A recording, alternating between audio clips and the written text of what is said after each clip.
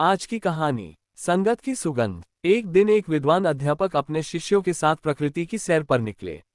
रास्ता हरियाली से भरा था, पक्षियों की मधुर आवाजें वातावरण को और भी मनमोहक बना रही थीं। चलते चलते अध्यापक अपने शिष्यों को जीवन के महत्वपूर्ण सिद्धांत समझा रहे थे।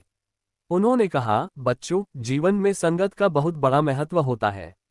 जैसी संगत होगी, वैसा ही हमारा स्वभाव और चरित्र बनता है। शिष्य ध्यान से सुन तो रहे थे, लेकिन उनके मन में यह बात पूरी तरह स्पष्ट नहीं हो पा रही थी। वे सोच रहे थे कि आखिर संगत का इतना असर कैसे हो सकता है। तभी अध्यापक की नज़र रास्ते के किनारे लगे एक सुंदर गुलाब के पौधे पर पड़ी, जो खिले हुए फूलों से लदा था और उसकी सुगंध दूर तक फैल रही थी। अध्यापक ने एक शिष्य को बुलाकर कहा, जाओ, इस पौधे के नीचे से थोड़ा सा मिट्टी का ढेला उठाकर लाओ। शिष्य तुरंत गया और मिट्टी का ढेला लेकर वापस आया। अध्यापक ने मुस्कुराते हुए कहा, अब इसे सूंघो और बताओ कैसी गंध आ रही है। शिष्य ने जैसे ही मिट्टी को सूंघा, वह आश्चर्यचकित हो गया और बोला, गुरुजी, इसमें से तो गुलाब की बहुत ही सुगंधित खुशबू आ रही है।